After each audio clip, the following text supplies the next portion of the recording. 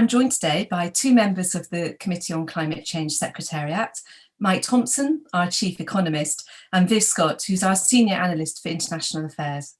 We've also got two external speakers here today, Tera Allas, who is Director of Research and Economics for McKinsey, and who also has a long history working in government policy roles. Tera sat on the Committee on Climate Change Advisory Board on Policies. We're also joined by Julie Baddeley, who is Chair of Chapter Zero and has had long experience of sitting on the boards of FTSE 100 companies in both executive and non-executive positions. So we're very lucky to have these two experienced external viewpoints here in the room today. So I think we must all be aware of the significant announcements which we've been seeing by large corporations around reaching net zero, and it's encouraging to see ambitions such as that. I think we've also seen the role in reporting in driving change within business, particularly the Task Force on Climate-Related Financial Disclosure, which is really making companies, or large companies, look quite carefully at the risks and the opportunities of climate change to both their business strategy and also the physical security of their operations. But today we're really going to go and dive into a lot more detail. So we're going to start off in a minute with Mike Thompson giving a little bit of an overview of the sixth carbon budget and reminding us some of the impacts in different sectors.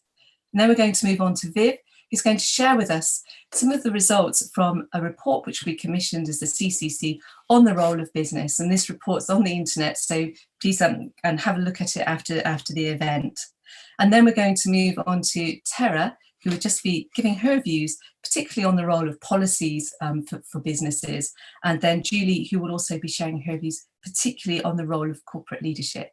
And then it's over to you for a Q&A discussion. So we'll be opening the Q&A, I think, pretty much now. So please start putting your questions in. It would really help me to chair that discussion if you can upvote the ones which are particularly of interest to you. So I think we'll move over now to Mike to start off with his presentation on the sixth carbon budget. Thank you, Mike. Fantastic. Thank you, Becky, and good morning, everybody. This is the bit in the show where we normally dive into some really specific parts of the sixth carbon budget advice and we drill down. These are deep dive sessions. But of course, this discussion is about the role of business in net zero, in the path to net zero. And guess what?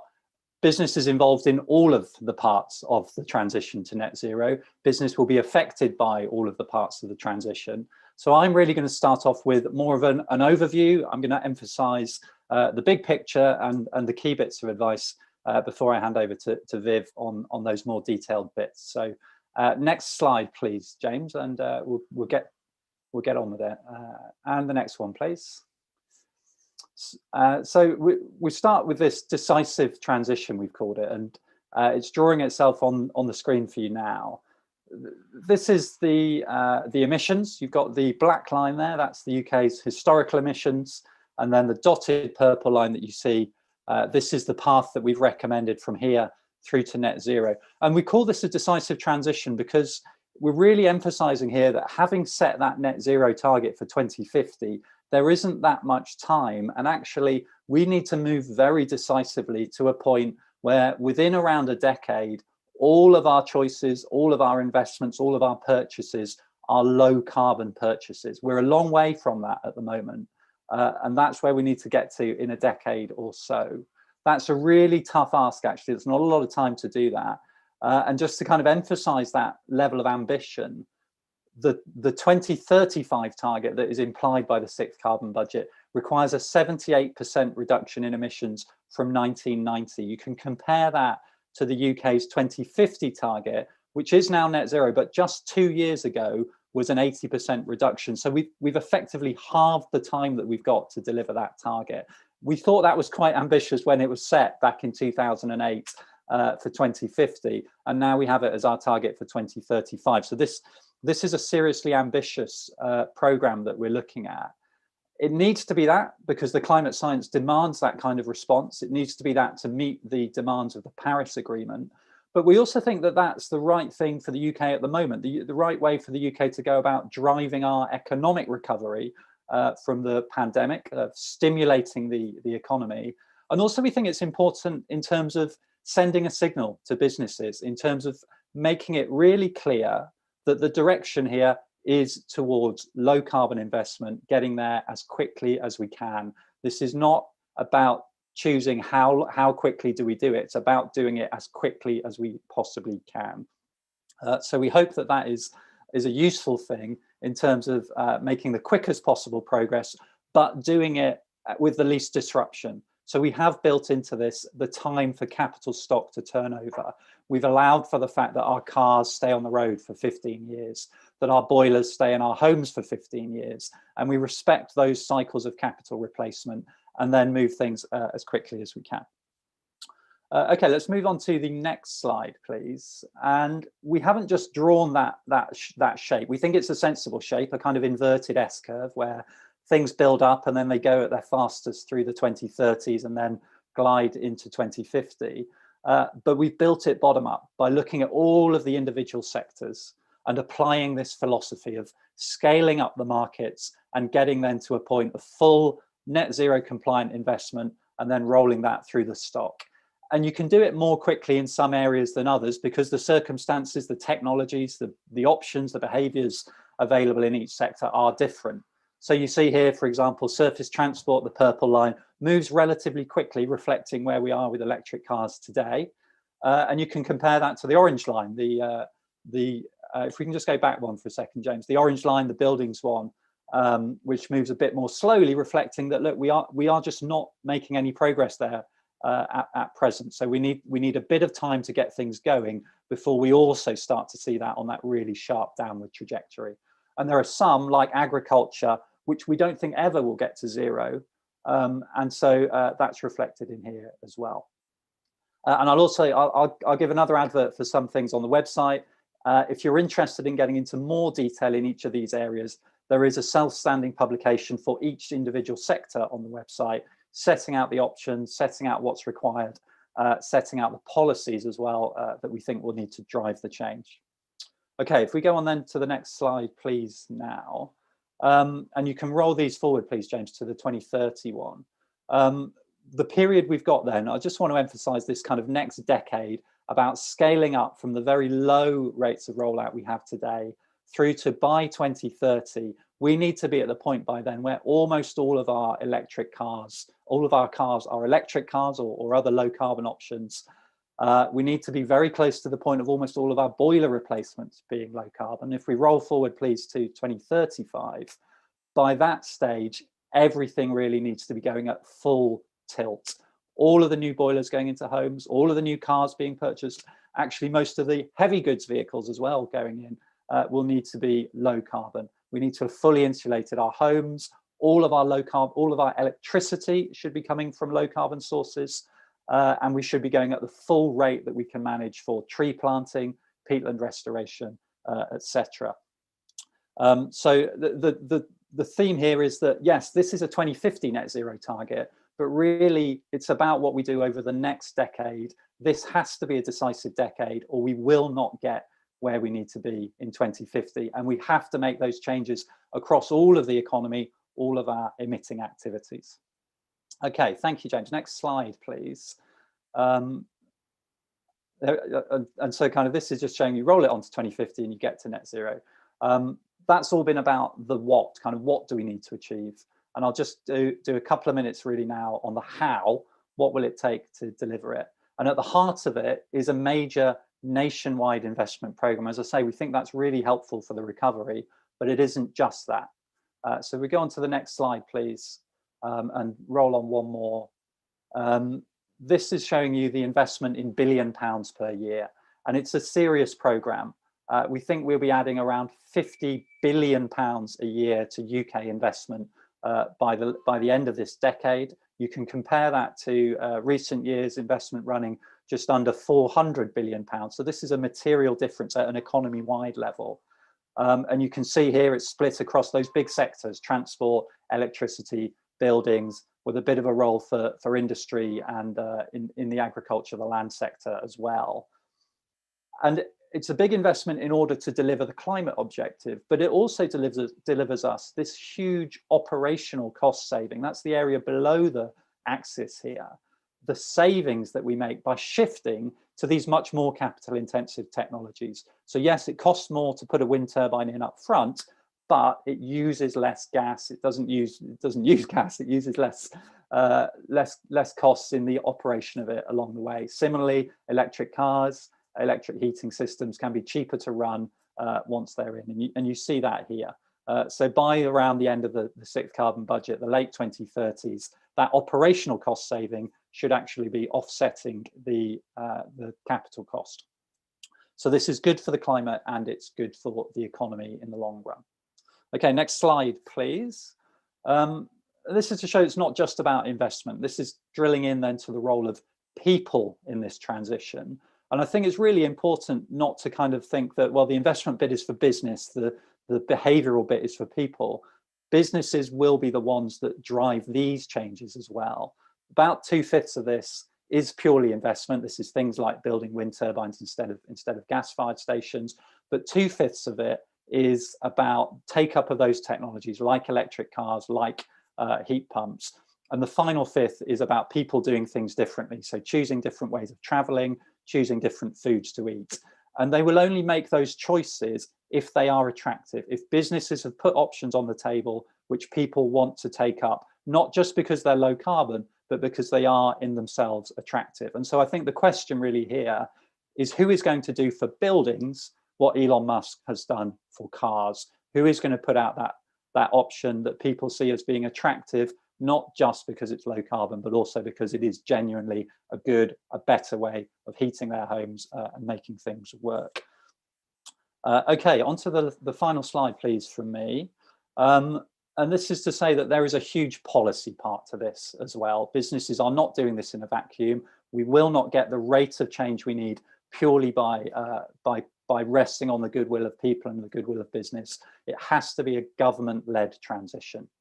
And you can see pretty quickly, coming back from, I said, look, 2050 tells you a lot about what you need to do to 2030, 2035. Well, if you're going to do that, it tells you a lot about what you need to do now in this parliament for policy, because actually to go from a heating market today of 30,000 low carbon heat technologies going in each year to over 1 million by 2030, that's something you have to get on with very, very quickly if you're to make those changes.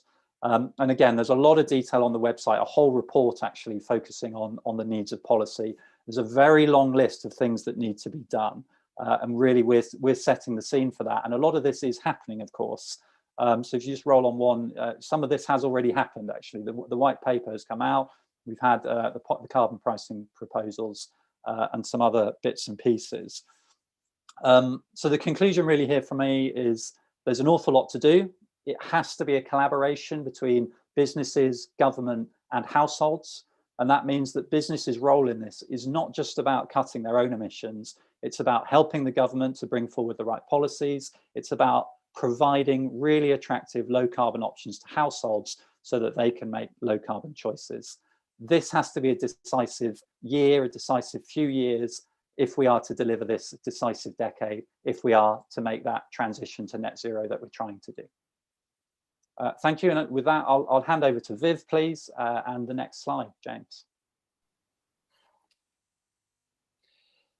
Thanks, Mike. And thank you, Becky. James, am I visible? Just to check. Yep. So I'm now going to briefly introduce the briefing that we published alongside the sixth carbon budget advice on the key role of business to support successful delivery of the net zero transition. Could I have the next slide, please, James? This briefing was commissioned by the CCC and written by Terry Wills, who's unable to join us today, so I'm presenting on her behalf, and had input from the business sector, for which we're grateful. Its aim is to provide an overview of the sixth carbon budget to provide guidance for businesses. It consists of a context, suggested principles for alignment with the UK's net zero pathway, and sector by sector summaries of the budget advice and some corresponding suggested actions. Could I have the next slide, please? In terms of context, the CCC provides its advice to government, who, as Mike showed in his policy slide, have the role to provide the frameworks to drive the net zero transition. Within these frameworks, business has an essential role to deliver decarbonisation, innovation, scaling, and encourage behavioural change and further policies, and also to demonstrate leadership. Grab the next slide, please. From the sixth carbon budget, this briefing suggests 5 main principles for business. We note and commend that many businesses are already very active in taking these measures, and that they are similar to some existing national and international corporate frameworks for climate action. The first of these is the importance of the task of collecting, measuring and disclosing emissions data and climate risks, setting clear targets on both mitigation and, where applicable, adaptation, and acting to deliver on them.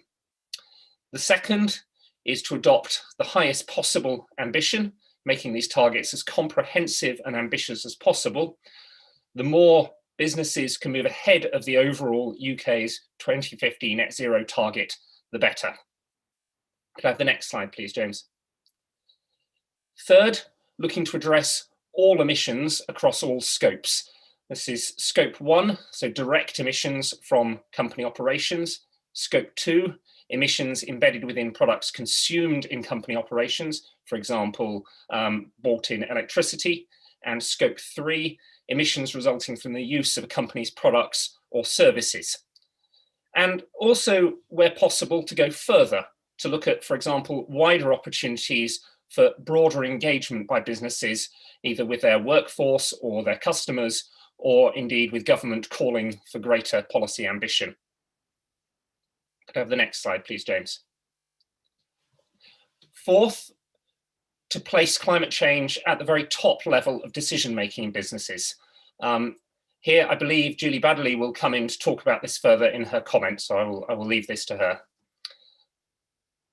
And the next slide, please, James. And the fifth and final principle is around minimising the usage of offsets. Offsets do have a role, but they are not a substitute for direct emissions reduction action, and their use should be reserved for only where there is no direct alternative. There should be an aim to phase them out as direct emissions reductions become possible, along some of the lines of the changes that Mike described earlier. It's important to ensure that they are of the highest possible available standard, and furthermore support and adopt increasingly higher standards as practices develop. The table here, which is taken from the briefing, shows the suggested use of offsets that would align to the sector pathways of the sixth carbon budget that Mike showed in his presentation. For example, in surface transport, the aligned offset usage is increasingly reduced in coming decades, such that they are not used by 2050. Surface transport is fully directly decarbonised in our sixth budget pathway. Could I have the next slide, please, James? I'd now like to draw your attention to the sector by sector summaries listed here on the left of the sixth carbon budget advice in this briefing, which give corresponding suggested actions for the private sector. On the right is an example, again, for surface transport, which shows the emissions budgets and key milestones of the sixth budget, and below that, some suggested corresponding actions for corporate actors across the transport sector, so both users and operators of surface transport and manufacturers of vehicles. Could I have the next slide, please? Last slide here. I'd like to draw attention that this role of business briefing is accompanied by briefings on low carbon product standards, on the transition to electric vehicles, and several others. And that all of these can be found on the CCC website, which is listed here, alongside our main sixth carbon budget advice reports. There really is a wealth of information here, and I would invite people to go and take a really good look at any areas that are of interest to them. Next slide, please, James. Well, thank you very much, and I will pass back to Becky and on to our panellists. Thank you. Thanks, Mike. Thanks, Viv. I'm just going to pass straight over to Tera to share her thoughts on that. Thank you very much, and thank you, Mike and Viv, for those presentations, highlighting some really incredibly important points about the really critical role that business will play in the net zero ambition and the delivery of our goals.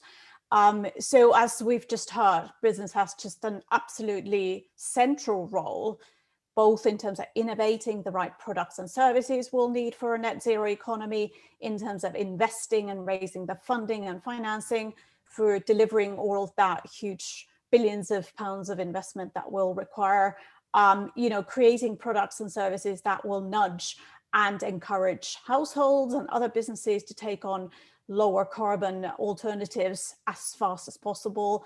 Obviously, the whole scale up and mobilization of resources can really only be done by business in the context of such a major transition.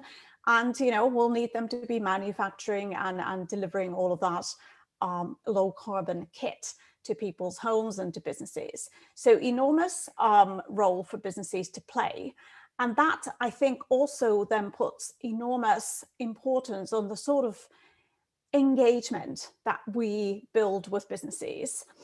And it's really, really important here to think about the messaging and the approach from the business lens.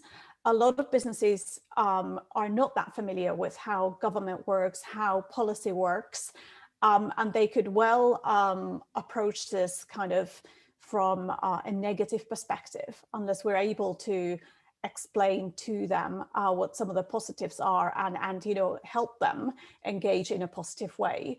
So just as an example, I keep repeating this, but based on various different MAC curves, the cost of delivering net zero, a third of that is actually negative cost. In other words, as Mike was saying, yes, there's a capital cost upfront, but then actually the operating costs pay back for that capital. And it's important that businesses understand this message so it doesn't just become a sort of resistance towards net zero just because there are some costs involved. Now, I also think it's incredibly important to segment our businesses. Every business is different and there's vast variety in terms of how they might be perceiving the net zero transition. And here I would just remind people that there are 6 million businesses in the UK alone. And they differ dramatically on at least 3 different dimensions that are quite relevant for the debate about zero carbon and how to deliver it. The first one is, of course, size. The second one is how important energy costs or carbon emissions are to their overall business model. And the third one is whether they are exposed to international competition or not. And when I put those together, I come up with kind of 4 different segments, which I'll talk through in a minute, because I think it's really important that we think of a different approach, or certainly different nuanced approach to each of these different segments. So starting with the big businesses that are very carbon intensive. Well, they are responsible for maybe about 40% of the UK's emissions. So obviously incredibly important. These would be, the energy providers, for example. And there's only about 300 of them.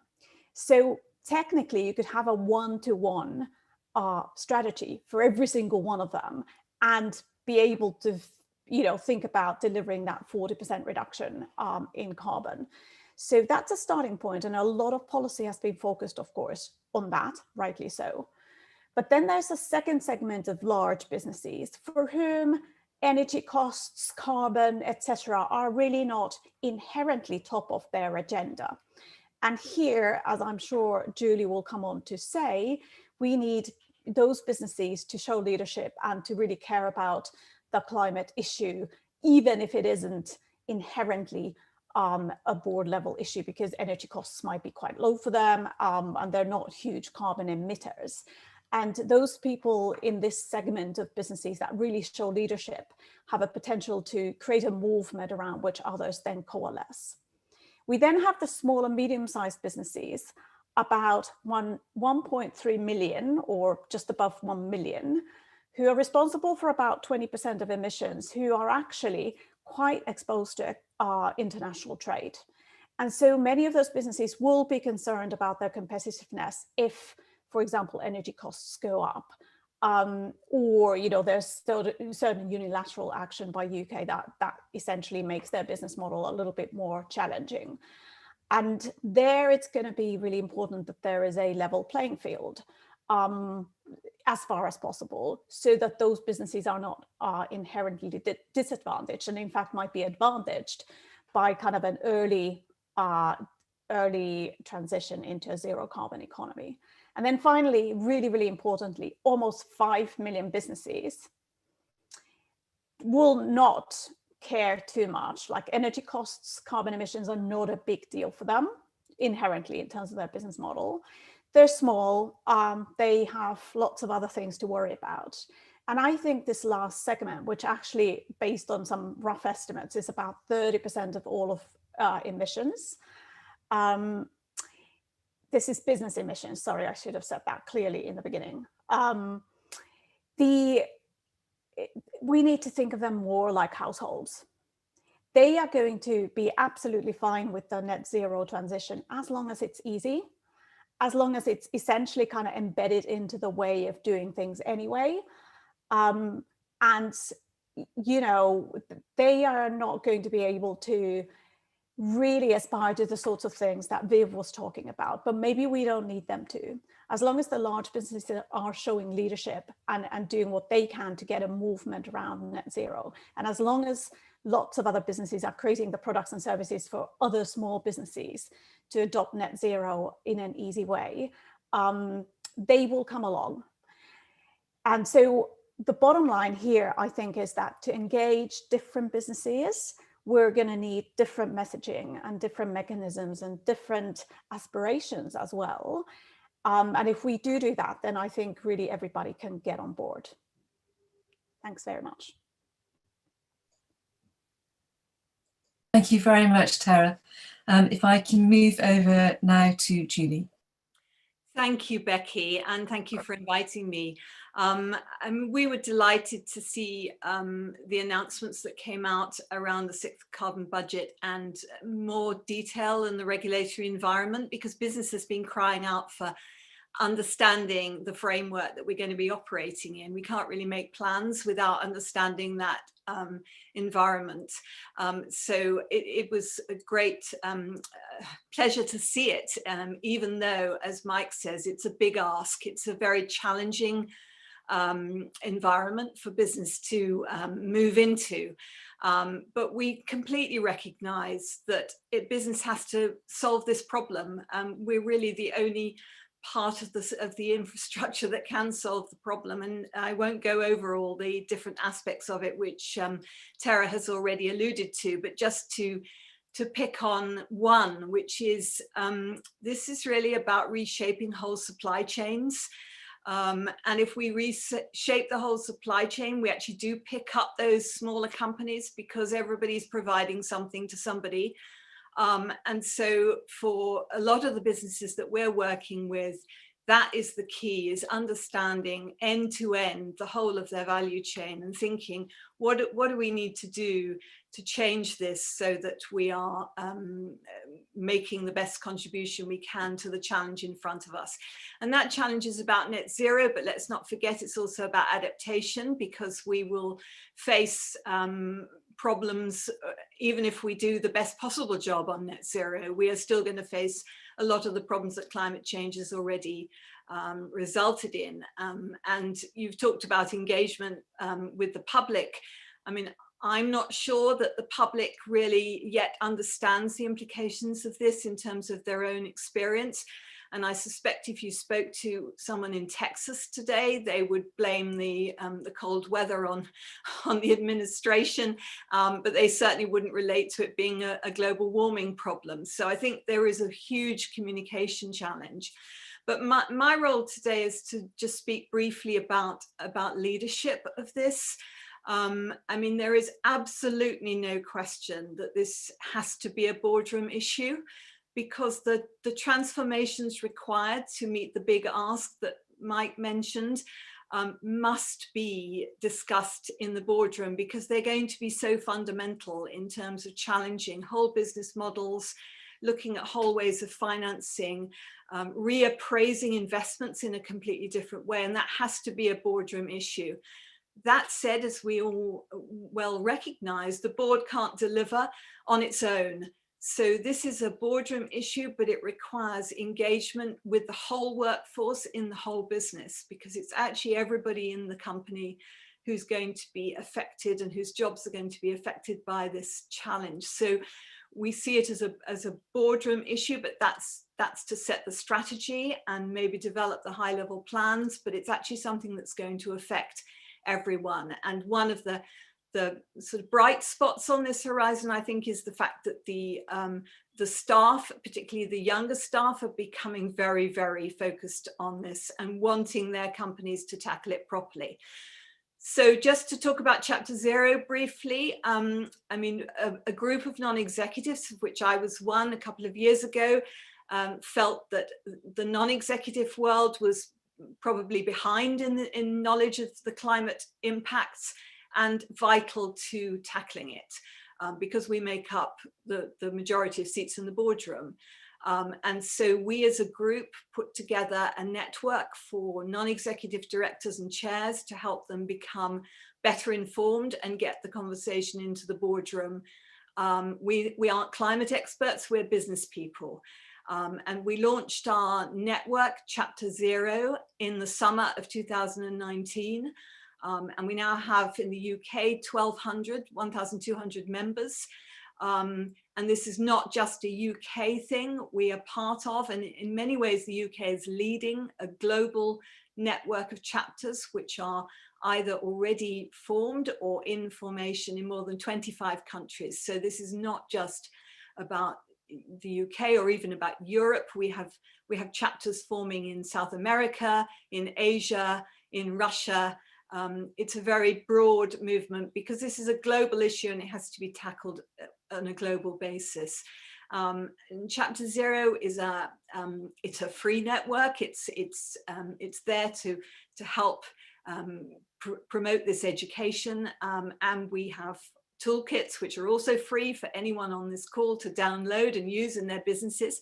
They're aimed at non-executive directors, but if you're not a NED, that doesn't matter. The toolkits are still valuable and very much useful to take into your boardrooms to get them to assess their readiness in their company for this challenge. So just to finalize, for our members, the key areas of focus are assessing risk and opportunity. And let's not forget, this is an opportunity as well as being a big risk. For setting and implementing the net zero strategy and creating plans for adaptation to the inevitable physical risks of climate change. They're focused on disclosure, and in particular TCFD scenario analysis and reporting, because if you do your TCFD analysis well and report on it, that is a very good step forward towards getting strategic decisions made.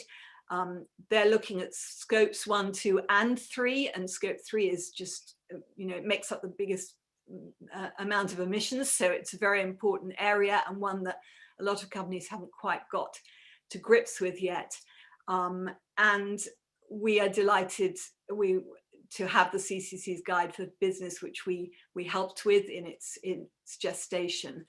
So to me, this is the biggest transformation ever in my 40 years in business. It affects every company in every sector, and it requires massive leadership to put into practice what we need to really achieve a very, very fast pace, which Mike outlined in his presentation. So thank you. Thank you, Julie. I think it's really encouraging to see the work of Chapter Zero and the broad sign up that you've got across all sectors within business to take on this leadership role.